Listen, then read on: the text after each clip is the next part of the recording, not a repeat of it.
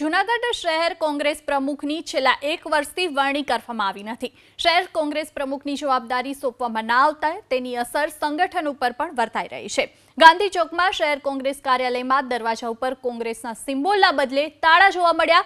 કાર્યાલયમાં એક પણ કાર્યકર જોવા મળતો નથી। જો કે સૌરાષ્ટ્ર કોંગ્રેસના પ્રવક્તા મિહિર મહેતાનું કહેવું છે કે ટૂંક સમયમાં શહેર કોંગ્રેસના પ્રમુખ તરીકે નવા નામની જાહેરાત કરવામાં આવશે।